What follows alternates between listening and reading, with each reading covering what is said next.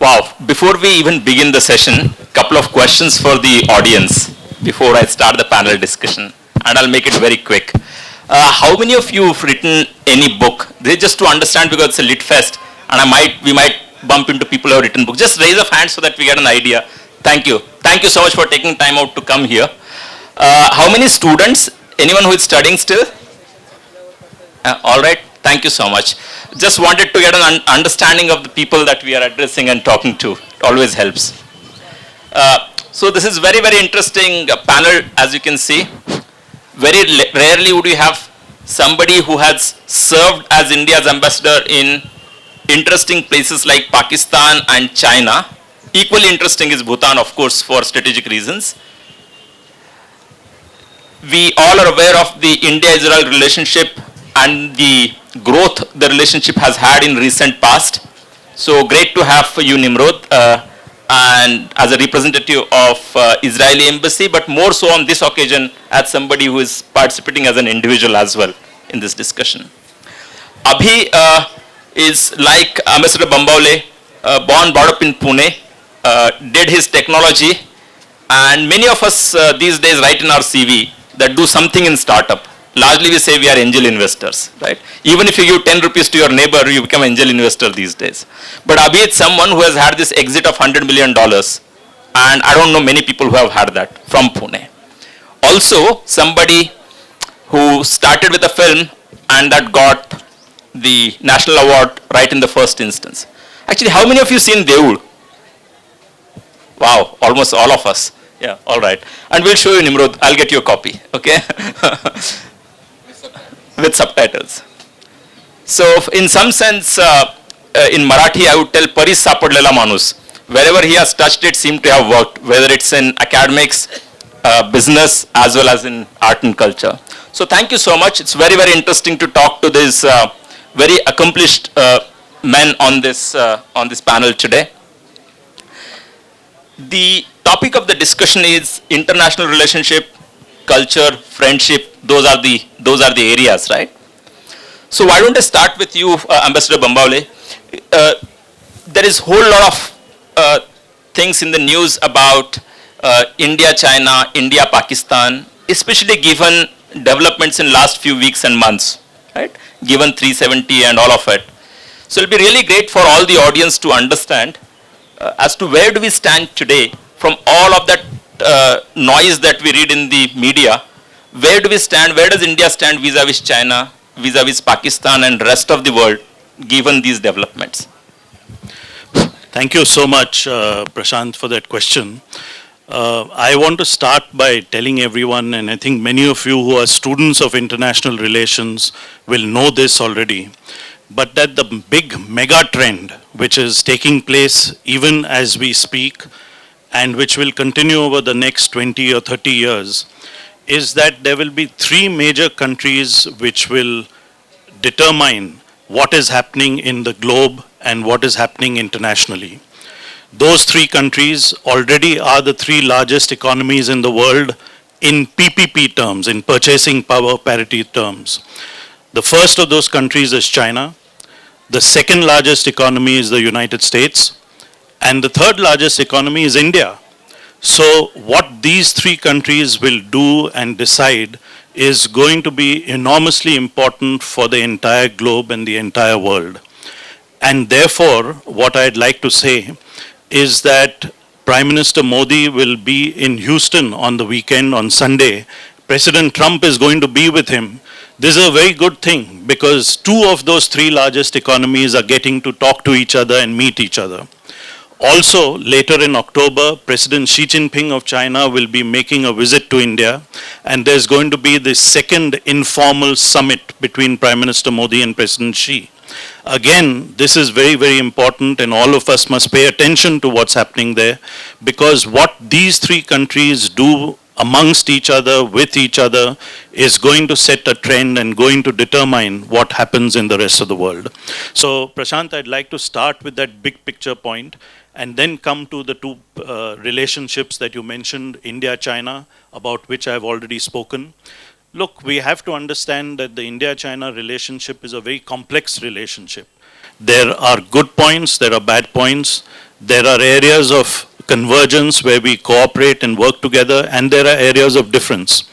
But through this all, and irrespective of which government of India was in position in charge, the outlook that India has taken, the approach that India has taken to China is that we will engage with them. And that engagement continues even under Prime Minister Modi, just as it did under Prime Minister Manmohan Singh. As far as Pakistan is concerned, look, in this big picture thing, Pakistan doesn't really matter. And I think I'd like to leave it there if you allow me to. I think that in itself is a great message, right? And that's very loud and clear, though it's very softly communicated. Thank you so much, sir. Another follow-on question, if I may take quickly. We've been reading in various newspapers. We get to read your columns in likes of Indian Express, Mint, and other national dailies.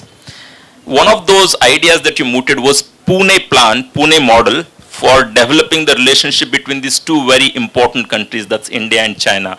Could you just kind of talk to us about what's the Pune model that you're talking about? Yeah. No, as you know, I'm a great supporter of this policy of engaging China. And the big question is, how do we engage China? What do we do? Just a few days ago, there were newspaper reports that there was some sort of interaction between Indian troops and Chinese troops in our northern borders. So the question is, how do we engage China? And the answer to that is, while the governments of India and China are working closely together and the businesses of India and China are also working together, what is lacking in the India-China relationship is people-to-people contact and people-to-people exchanges. I don't know how many people in the audience have traveled to China. Can you put your hands up if any one of you has traveled to China? So you can see it's not too much. There are a few, but not too many people. So just like with the United States, the big positive in the India-US relationship is the people-to-people contact. The fact that there are 3.5 to 4 million Indian Americans is what has led to Prime Minister Modi going to Houston and addressing this huge rally there, and with President Trump joining him. This is what is absent from the India-China relationship, and therefore what I have put forth as the Pune Plan of Action for India-China relations focuses on increasing interaction between the ordinary people of India and the ordinary people of China. And this can be done through greater tourism, through greater education, through more films going each way, and so many other ways of doing it. So that is what I had called the Pune Plan of Action, only because it was thought up and done here in Pune. That's why I call it the Pune Plan of Action. Thank you so much, sir. Thank you so much. So this is going to be very, very helpful. Many serving officers in Delhi and elsewhere have taken note of that and talking about it, and hence that was the question. Nimrod, if I could turn to you. We are today at PILF. It's a literary festival, right? You are a diplomat. Very keen to understand the role literature would play in building relationship between nation states, between such large bodies. Does it have any role, and what kind of role does it play? If you could just reflect on that, that would be really great. And before you do that, just very quickly, Nimrod studied in a university, in Hebrew University, that was set up by, among many other people, Einstein, right? Is that correct? Yes, by our some of our founding fathers in Israel, the oldest university in Israel. And thank you for having me in this panel. I would say that literature is one of my favorite topics to talk about, as well as politics. So the combination between them is even more so. Culture is definitely a major anchor of our public diplomacy all over the world, not just in India, but all over. The Jews like to refer themselves as the nation of the book. In the ancient history, the book being the Bible, but throughout our very long and ancient history, literature played a very dominant role. You can see that by the most basic aspects. If you travel to Israel, on our banknotes, you would see that the figures on the banknotes are authors and poets. Because I think there are several reasons to that. Some of them may be because authors and poets are less controversial, as politicians may be. It's difficult to find an author or a poet that one would not like. But anyway, off this topic, I would say that public diplomacy and culture as a strong anchor of it is very important in our diplomatic work, because culture is something we all engage with, but it's definitely a political tool as well. It's a way to understand the place where we're at. It's a way to understand what it means to people. It's a way to create these strong bridges between cultures. I would say that in India, an Israeli would always be asked with, okay, which Indian would care about a land far, far away with just 9 million people that are over there in the Middle East? And we try to make people here care, because this is why we're here, because we believe that if people here care about what we have to offer, as part of, say, entertainment, as part of our cultural domain, then this would also spill over to the economical domains, to the political domains. I'll just give an example, a very contemporary example. One of our prime ministers, fourth prime minister, called Golda Meir. She's Israel's fourth prime minister. She's had a very dominant role in Israeli history. I would say that in Asia, not a whole lot of people know who she is and what she did for the establishment of Israel and in the first few decades of Israel's establishment. But just recently, Veena Gavankar, which is a Marathi author, wrote a book about her life in Marathi, which was launched just a few months ago. And I came and attended that book launch, and I was honestly very surprised. I never thought Golda Meir can be this interesting in India. I think that her life is fascinating, but I didn't think that she was so fascinating for people here. This was a huge event, and it was covered all over the news, and it was so because someone like Veena did the good job in making this accessible to the Indian public, and it goes vice versa as well. When Indian parts of culture, like for example, a very famous film called Lunchbox, arrived in Israel, and I remember watching it in a cinema in Jerusalem. I was fascinated by this, by this Lunchbox scene of Mumbai. So when I came to Mumbai last year, I was shocked seeing that this is actually happening in these big numbers. And I think this is a very strong and significant part of building these bridges, is understanding where the other nation comes from. Thank you. This is interesting to hear about the impact that Lunchbox made in Israel as well, and also about the book that you mentioned. While we all are book lovers here, and that's why there is LitFest and all of us gathered, are there any books that you can think of that influenced you as a diplomat, or while you're studying, in any of this that specifically that influenced you? Yes, I would say I would have to give two. First is a world-renowned book called Diplomacy by Henry Kissinger, which is an easy bet. Henry Kissinger is one of the most famous diplomats, influencers, a person that diplomats and politicians have very strong feelings about. He's controversial at times, even in Israel itself. But he wrote bluntly a book about how diplomacy tools can make an impact on decision making, especially during the Nixon administration, where he, as a diplomat, basically made it count. I don't know what his approach towards cultural diplomacy would be. He's very well known for his realism, and he was very focused a lot on hard power rather than soft power, which cultural diplomacy is part of. But I would say this is a book that made a strong influence as me as as a student of international relations. From an Israeli/Jewish perspective, I would say that a book I read back in, I think it's 2004, called The Mission of the Human Resource Manager. It's a book by a very famous Israeli author called A.B. Yoshua.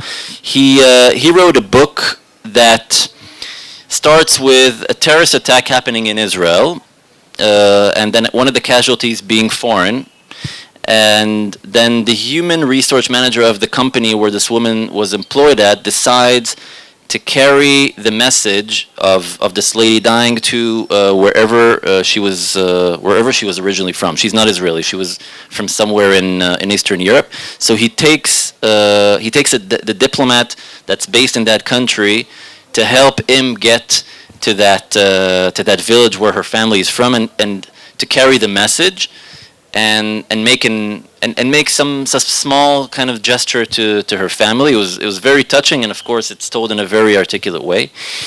And I think that many Israelis travel to India post their military service. Military service is a very strong part of Israeli culture.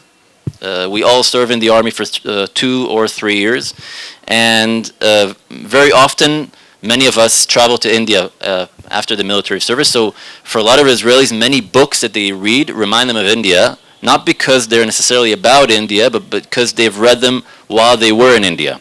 So you could ask someone about a book, and then he or she would say, yeah, I remember reading that book during my 16-hour drive to Varanasi or Rishikesh or whatever. But there's another very famous book called The Return to India, which is a lot about how the spirituality of this very special country is embedded in an Israeli family's life.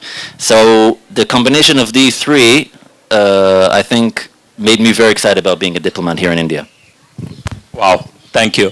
Look at the influence, right? All of you have different influences of books, but it's interesting to hear from a diplomat the influences that the books have had and which ones, right? Thank you. Having heard both the diplomats, Abhi, I'll turn to you and we'll talk about business. The international relationships, when you look at it, there is, of course, the diplomacy, nation states interacting with each other, but there is a whole lot of economics, there is a whole lot of business interaction that's happening. In recent past, India has been known to be in one of the top 3-4 on the leaderboard when it comes to startups, right? And you've had a very, very active role in it. So how is it that interaction shaping it all up, especially now that you're on the global board of TIE as well, the Indus Entrepreneurs, right? So what's the perspective you have on international relationship from that angle? Sure. So, and again, I will just go back to where Nimrod started about Richard Nixon. And I think one of the driving force for India in terms of driving its growth in the information technology has been United States. And, keeping the relation between Mr. Nixon and Ms. Indira Gandhi aside, where from 71 till 91 probably, that's a time where probably the relations were not that strong since we were closer to Russia or United States of Soviet Russia. But since 91, with Bill Clinton, George Bush, as well as Mr. Obama, I think the relations between the two countries have really grown in a very positive way. And even if you see today with Mr. Modi's Jadoo Ki Jappi, right? I mean, the relations are like really growing very strong between the countries. Now, in those kind of the relations, I think one of the significant dependencies that world is seeing on India or in India is with reference to the software technology capabilities that we bring to the table. Now, it's great that we are doing so much of an export in terms of the services, right? I mean, you look at the big companies like Infosys, Wipro, Cognizant, companies are like having 200,000 people, 250,000 people working for them. So I think that's one of the greatest value that we created. But while we were creating that value, if you look at the kind of the startup growth that happened internationally, including Israel. In fact, I would say Israel probably is number 2 or number 3 in terms of the kind of startups that are getting created there. Unfortunately, India had lots of capabilities since 90s because of our educational structure, which heavily relies upon the analytical capabilities as well as the mathematics as the base of our education system. But unfortunately, we took the pride in last 2 decades for being, working as a service providers to many of the large companies globally. Indians created Google, Indians created Amazon, Indians created Apple, Indians created Facebook. But at the end of the day, today Indians not created anything because Facebook is not owned by Indians. Facebook is not owned intellectually by Indians because we acted as the service providers in those all ecosystems.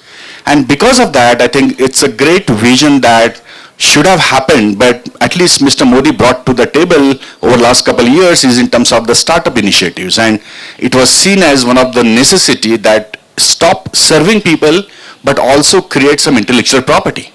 Because in those 20 years, instead of we creating 1 million people working as the software developers in Java and .NET for the globe, and then getting impacted severely because of the visa and other issues, if we would be having even 100,000 people in those 20 years who were actually creating the value in terms of the product development, in terms of the new software companies, think about it, right? I mean, if Facebook would have got created in this country, how about Google would have got created in this country? Same people created it, the vision was by somebody else. And that somebody else could have been us. But even if it's late, not a problem. At least right now the startup initiative has started. And I think, and you would know the numbers better, but I think around 10,000 startups are there in India right now who are trying to do a difference. There are many startups still trying to copy what's happening globally. You see Ola's copying Uber and Snapchat, and you're looking at Flipkart, and but we still require some earth-shaking inventions to happen in this country. And this is something which also even great Narayan Murthy has put together as his thought, saying that India couldn't create the earth-shaking inventions that can actually own the intellectual property so that the countries outside India will start looking at us saying that, hey, you are not only bunch of Javas and .NET bodies, but also the brains that we want. And I think that's what I feel that it's a right time for us to put together that ecosystem during our educational curriculums, which can help the students to understand that after I graduate as an engineer, it's not my aspiration or an ambition to work for a big company, but rather can I create my own entity so that I can have my own intellectual property, which is a startup.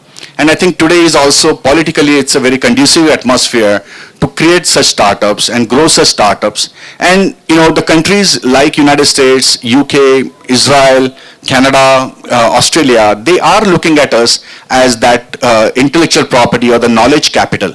So the venture capital can flow from the different countries who can afford to invest, but at the same point of time, the knowledge capital can flow from India outside. And I think this will be the good correlation between the relations between the India versus US or India versus UK, where they heavily depend on us, not in terms of only we as a market being 1.3 billion population where they can sell a lot of their products, but at the same point of time also very conducive in terms of, they're looking at the ideas and the suggestions and the product development that can go outside from this India as a country to outside world.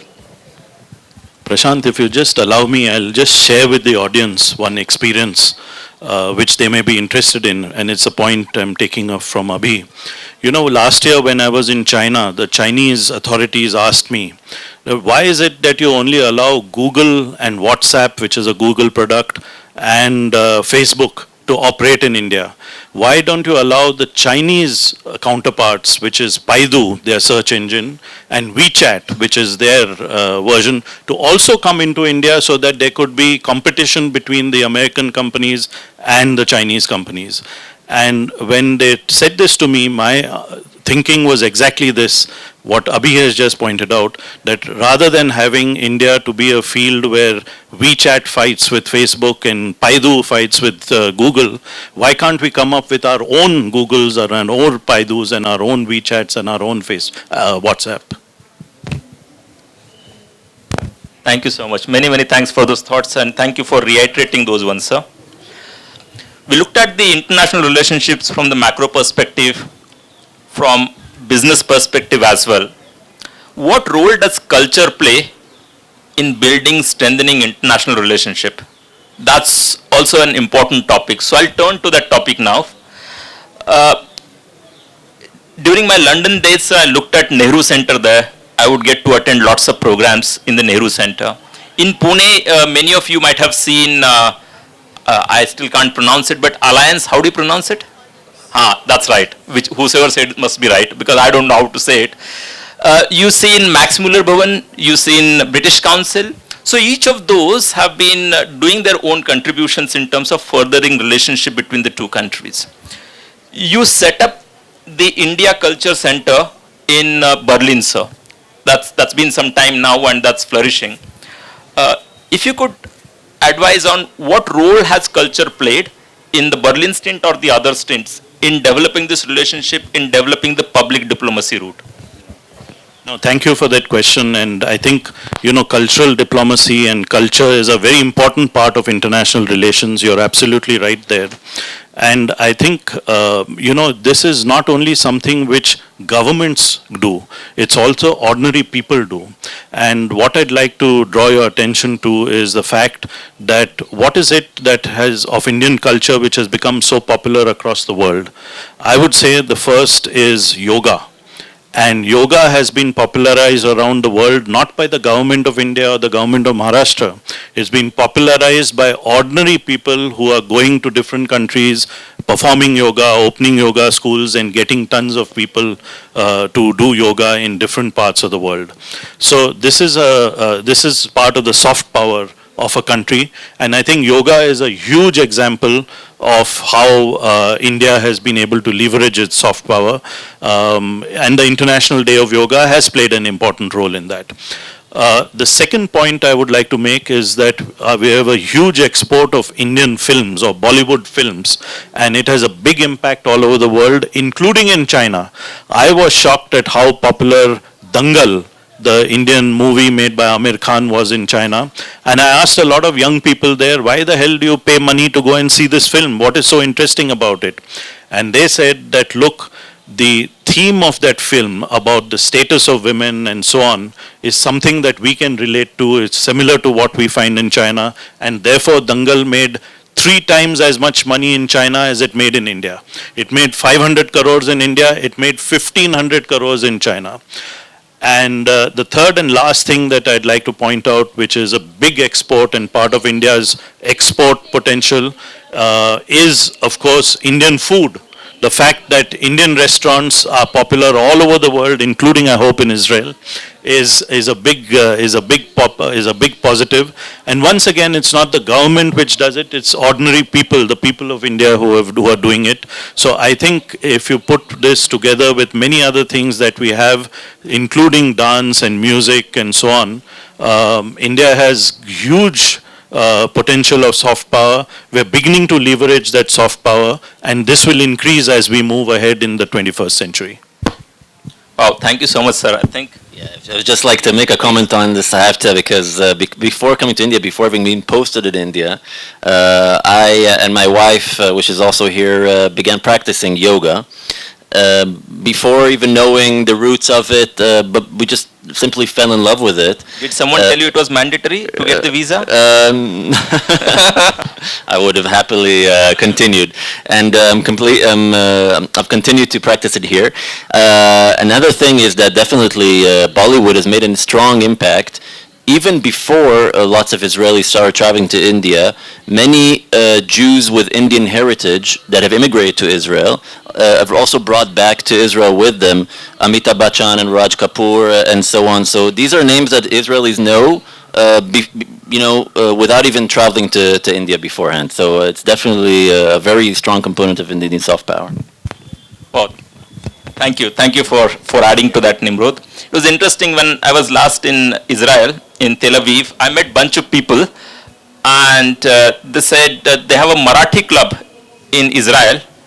Other than Pune, it would have been bigger than any other part of possibly Maharashtra as well.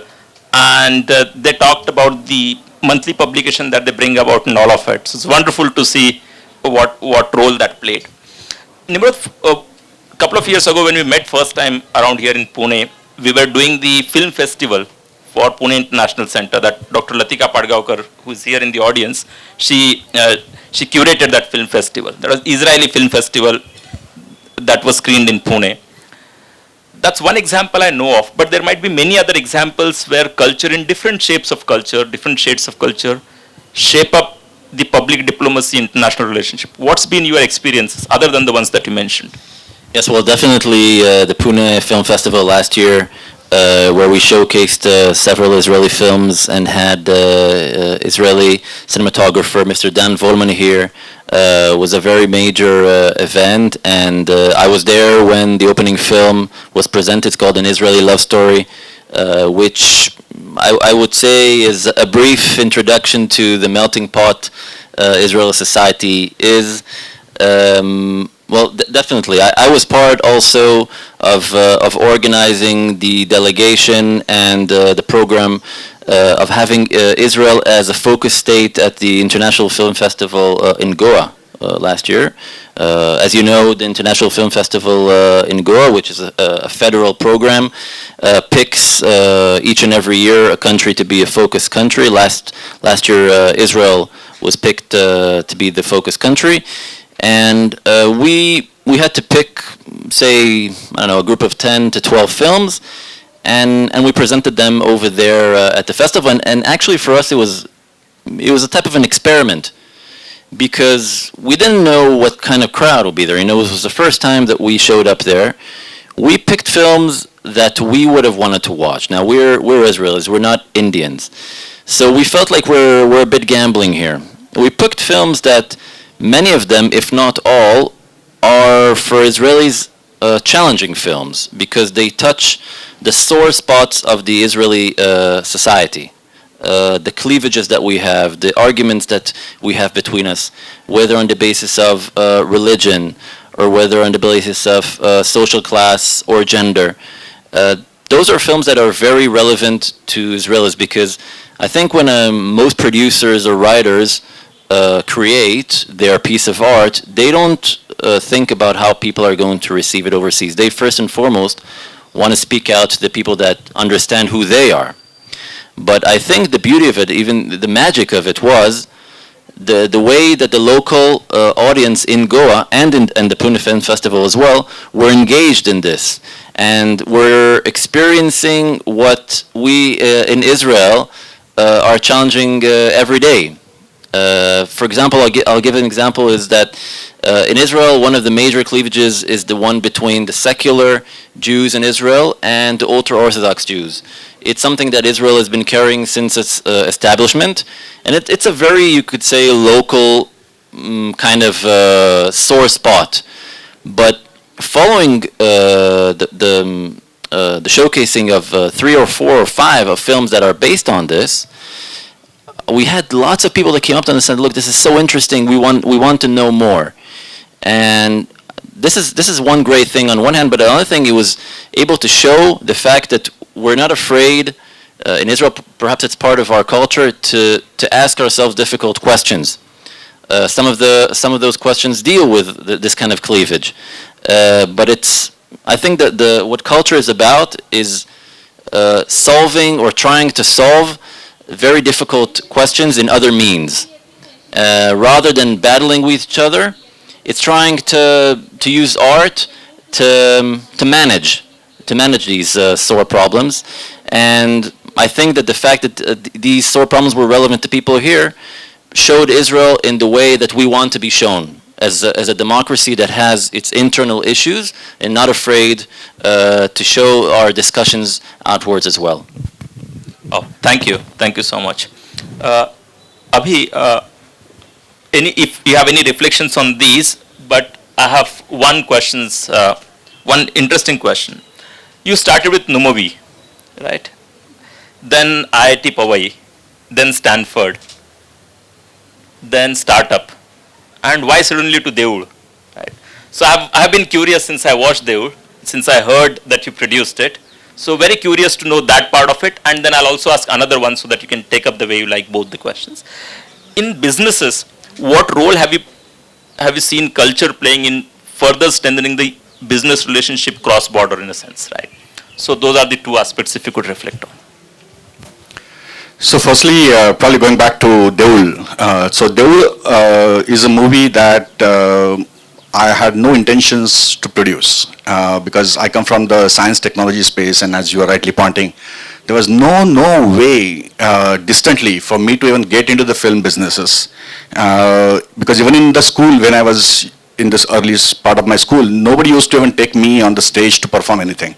So given those days where where only the great kids are only allowed. Nowadays I think every kid is allowed to perform everything in the school. That's a great thing. But in our days only the good looking and nice people only are allowed to be in the stage, and I was always in the audiences clapping for them. So there was no way that I could have produced. I think it was the first venture which was acquired, and I had some bandwidth to see what is going to be my next venture. And that is a time where I happened to come across these great people, Girish Kulkarni and Umesh Kulkarni, who presented me that concept. And as an entrepreneur, actually it touched my heart. And I felt that I see this in couple of places in India where you go to those devalayas and you see the same thing happening, and why not you produce it? And that was also a challenge for me as an entrepreneur.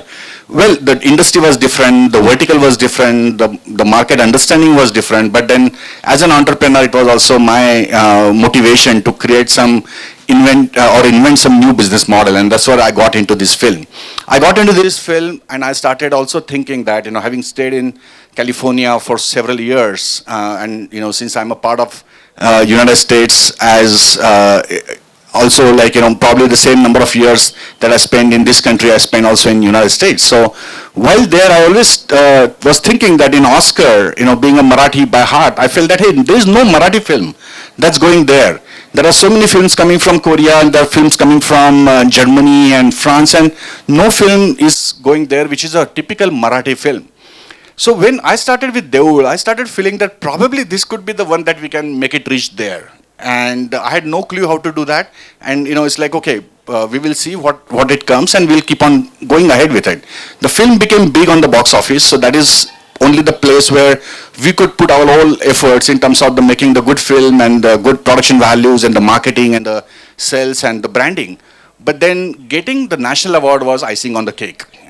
We got a lot of good appreciation from the people.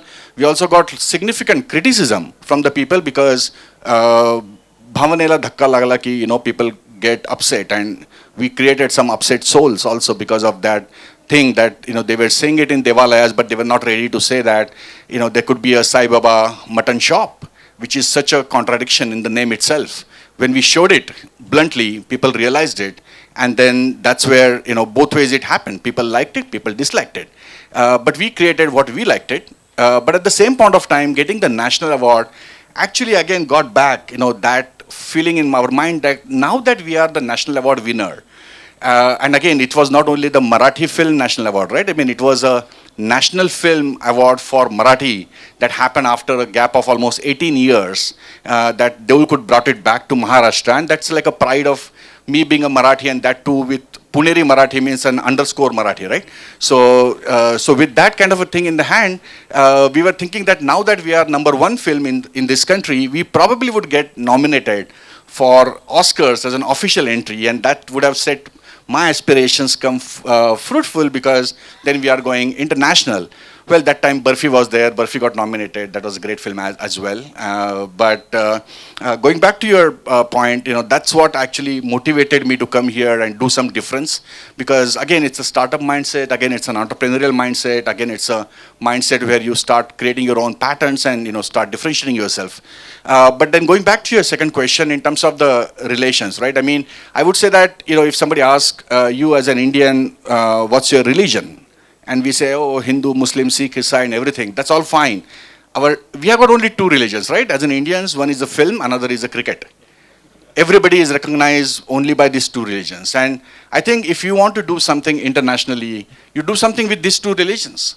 The cricket is like going really on the top of everything with, IPL valuation is now almost touching EPL, right? I mean, that from that perspective, and the Bollywood films are known to everyone. As Nimrod also said with Amitabh Bachchan and Raj Kapoor's name, and I think, everybody of us get recognized globally because of our Bollywood films. So definitely the relations between the two nations, the relations between the two different individuals can really be brought together if there is a cultural attraction between the those entities. And I think culture does play a significant role in bringing the two geographies closer or together. Now, from that perspective, I think we would like to give more and more emphasis on how do we bring the cultural ties to the next level and make it more stronger. But at the same point of time, I think just looking at it in a very casual way, I think we love films. We would continue to love films, and if there is anything that makes it attractive, we will even go to a smallest theater in California or even the middle part of America where even not many Indians are there. But if the film is there, we'll watch it. And now we have got Netflix and we have got Amazon to watch it, right? So the world is really flat with no boundaries, and culturally, emotionally, I think we all can be well connected with films as one of the significant contribution that this country has made to the globe. Wow, thank you. And by the way, there are no penalties for clapping. Even if one person wants to clap, can clap, that's okay. It's all right, It's okay. Just express yourself, that's all right. I'm well aware of the time. While we started 4:18, we intend to finish by 5:10, right? And hence, I'll have the last round of questions. We talked about how culture, the public diplomacy shapes up the macro diplomacy and international relationships. Also, it's all, at the end of the day, before nation states and institutions, there are individuals, right? And individual form certain informal relationship, friendships, and that might have its own place. Or does it have? That's the question I would rather ask rather than making an assumption. Ambassador Bambawale, there is this, you're known as the architect of the Wuhan summit. For some of you, most of you know it, but for those who do not, that's the first time when Indian Prime Minister and Chinese President met on an informal level for the almost entire day, right? And that's kind of like naya ayam tha diplomacy ka. It's a new dimension on diplomacy. So that's in the dimension of friendship in a sense, or a bit of informal thingy. Why did you think of it? How did it go? And would it become kind of an established trend or established way of doing diplomacy as one of the options? Yes, that's a very interesting question. I'll tell you very clearly why we decided to do an informal meeting between President Xi Jinping of China and Prime Minister Modi of India was because we wanted them to have the maximum amount of time to talk to each other. We thought that was very important given that Doklam had just happened and we were in the post-Doklam phase.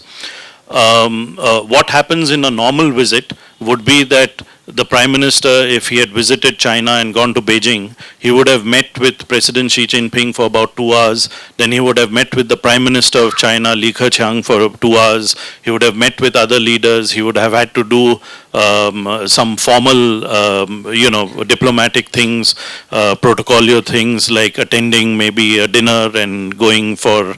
So what we thought is, let's cut out all these frills, the protocol frills, and let us give maximum time for the two leaders, the leader of India and the leader of China, to talk to each other so that they could come to some understanding between each other and put Doklam in the background and move ahead.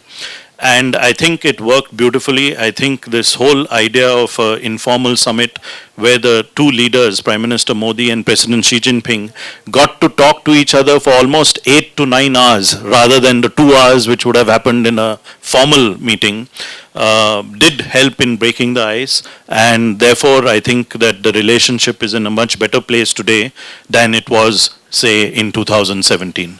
So I think this is something that India and China have sort of contributed to the lexicon of diplomacy. It's a new innovation. It's a variation of other things which have been done. But I think India and China have indeed contributed something new to the world of diplomacy. Thank you. I'm tempting to ask one more quick one to you. You worked with Pakistan, China. Some of the places are not the most friendliest of the places, to put it softly, right? Were there any individual level friendships that diplomats end up kind of developing while there are the relationships that we have between nation states? So Okay, Just since curious. I haven't spoken about Pakistan, let me speak about Pakistan. And I want to share with the audience a humorous anecdote. It is not a friendship, but it's a humorous anecdote which I want to share with you. So what happens in Islamabad is every year once the Indian ambassador, the Indian High Commissioner is called to their National Defense University to give a lecture.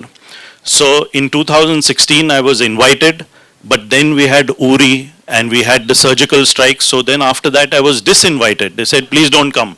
I said, ठीक है, बिल्कुल, कोई problem नहीं है. But in 2017 they invited me again and I actually went. And I gave my talk. I was very well received. There was a very senior general of the Pakistan Army who was the president of the National Defense University of Pakistan. And he received me very well. We spoke to each other. I delivered the lecture. I finished the lecture and went back. About 1 day later, we heard that this general had sought premature retirement from the Pakistan Army.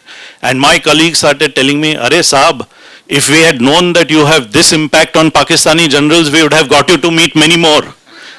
So that was quite a humorous incident. Of course, the reason the Pakistani general had stepped down was not anything to do with me, but it had something to do with their own internal politics in the Pakistan Army. But it was quite a humorous thing, and therefore I thought I'd share it with the audience. Thank you. Thank you, sir. Nimrod, any reflections you have on this matter? I would not take more time in asking the same Yeah. question again. So. Yeah, I would. And actually, what I would like to talk about has a bit of a more of a happy ending rather than this kind of premature resignation.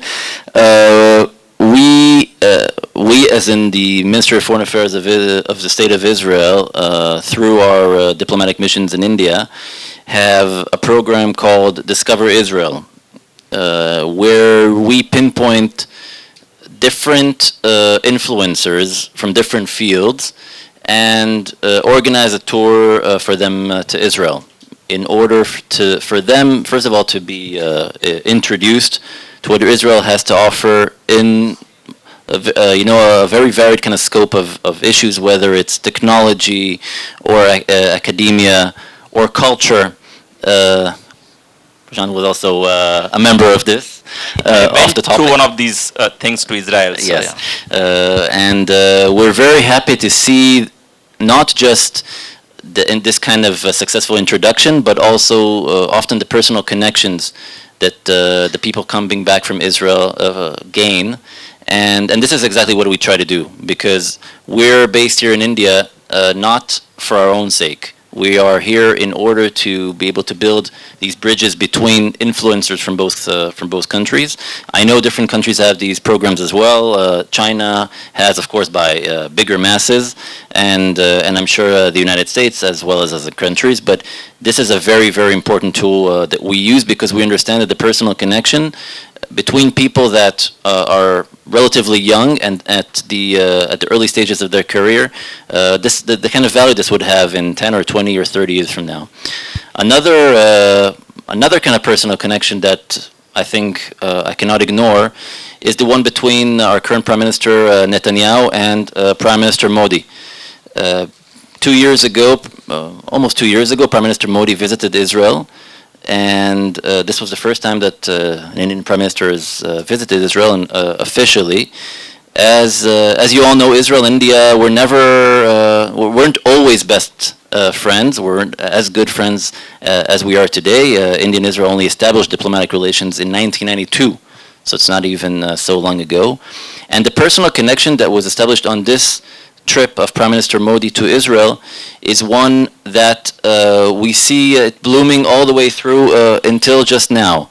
And I think a very, very important and kind of famous image from this trip of Prime Minister Modi to Israel is the two prime ministers wearing very casual clothes, barefoot, walking on the beach in Israel, and just the two of them. We know you can't see any of the security guys or anything around, and just discussing, you don't even know what, but it doesn't actually matter that much. It's the meaning of what this picture is for the two leaders and for the two nations as well. Now, they actually didn't go to that beach for no reason or just to walk around, but they actually went to observe some technology that exists in Israel where water is brought from one place to another, but it doesn't matter. From that point onwards, this picture became, you could say, viral, very, very famous, and contributed to the relations between the two leaderships. Well, thank you so much. Yeah, we distinctly remember that picture. I have the last question, and I'm still keeping track of time. And that's to you, Abhi. You are serving as a board member of the Thai Global Board, right? Are there any of these relationships that you've seen, professional ones that are developed, leading to the cross-border, aiding the trade, aiding the investments, aiding the relationship in that perspective? So. Yeah, absolutely. I mean, going back to where I started discussions, where Indians' capabilities in terms of contribution to the different technological businesses is well known, but at the same point of time, it becomes very difficult for the investments from the foreign countries to come into this country unless until there is a conduit. There is a medium, and that's where I think this tie-ups in terms of US-India or UK-India, which now can seamlessly happen because of this network called as the TIE, the Indus Entrepreneurs. This is a network that is in existence for last 25 years, and this is a network where we have got more than 15,000 members globally with our own presence in almost 56 different countries, because that's where entrepreneurs from different countries can be connected to the investors globally, and then your ideas can seamlessly flow to the investors and investment money can flow seamlessly to the entrepreneurs. Because otherwise investment in a country which is 10,000 miles away from US, and we really don't know what happens with intellectual property, we really don't know what happens with the trademarks and the copyrights. All those concerns always remain, and that's where such kind of a networks do play a good role in terms of connecting those two dots which otherwise would have never got connected. Thank you so much, Abhi. That's 5:10, and that'll be really great if I could do that, because there'll be better questions. So I'll have, there are three ladies. I'll go to one after the other. So I'll start with here. The first one, then Dr. Latika Padgaonkar, and then you. Sir, how do you think diplomacy has changed in digital era when you've got lot of media and real and fake news? So how do we counter that? No, I think that's an excellent question. It definitely has impacted diplomacy because all the time you're now working with the media present. So you have to be very careful. You have to be very watchful. And the fact of fake news which you brought in is something which is impacting across the world, not only diplomacy but every aspect of life. So I think we have to be very careful about it. We have to factor that in, ensure that you take that on board, and then move ahead in your diplomacy. And I think there can be no greater example than the fact that very soon, on Sunday, we are going to be able to see on our television screens both Prime Minister Modi and President Trump together at Houston at this big rally by Indian Americans there. So I think that is the power of the media, and we have to factor that into our work. Thank you. Yeah, so this is more like subject related, international relations. So sir, with the political conservatism that is rising all over the globe, especially in the free world, how do you see the geostrategic implications? And then with the same, how do you see the whole economic repercussion of it all over the world in the coming years? Especially with the trade war going on, and then the whole 90s fight again spurring up. Yeah. No, so I'll answer it shortly, but then I'll also hand the mic to Nimrod. Let him also speak about this international relations. So, as I told you, the big picture thing which is happening today in the world is that there are going to be three major powers or countries, which is China, the United States, and India. And of course, this doesn't mean that other countries are not important. Other countries are equally important. For example, Europe or Japan or Israel and so on. But the point is that what these three countries do together on most issues, including things like environmental control and climate change, is going to matter to the world.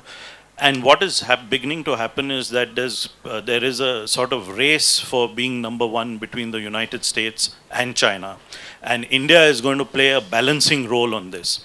I keep telling, I was in Beijing last week and I told their television that, look, this is a point on which India will make decisions in its own national interests. On some issues, we will be on the same side as the United States. On other issues, we'll be on the same side as China. But we will not be siding with one or the other. We'll be taking these positions because they are in India's interest. And this is how we are going to move ahead in the next 25 to 30 years. And I think India is in a good position. But at the same time, we have to ensure that our domestic aspects of India's growth, especially the economic growth, reaching a $5 trillion economy, continuing to grow at 7 to 8% per annum is going to be important. And I think today's announcement by the finance minister cutting corporate tax to 22% is a big move in that direction. So let me stop there and hand over the microphone to Nimrod. Thank you. I'll speak about this from the Israeli perspective. And I completely agree what was said here about India being a rising power and one that needs to be taken as a superpower in the future as well. As you may know, if you follow international relations, Israel's foreign policy was very much based on what was very close to us, geographically, which is Europe. But Israel in the past few years, and I think this was led by Prime Minister Netanyahu very cleverly, started looking outside these circles very, very wisely. And I think this is one of the strongest foundations of Israel's foreign policy in current times, looking beyond the first and second sphere towards India. I think it makes a lot of sense. Between India and Israel, I don't know of any other democracies, and I'm talking about a big chunk of the world. I think when India looks west, it sees Israel as a close friend. I think when Israel looks east, the first friend it finds is India. But Israel also looks further out to the east. We've established excellent ties between leaderships in Japan and in Australia and in Korea as well. Recently signed a free trade agreement. I think that in present times the world has changed. It's not the Eurocentric world that it used to be. I think the fact that Brexit has come out into the open and really challenging the European Union has made things very, very different for us. And I think that it's going to bring in a very interesting future as well. Hello.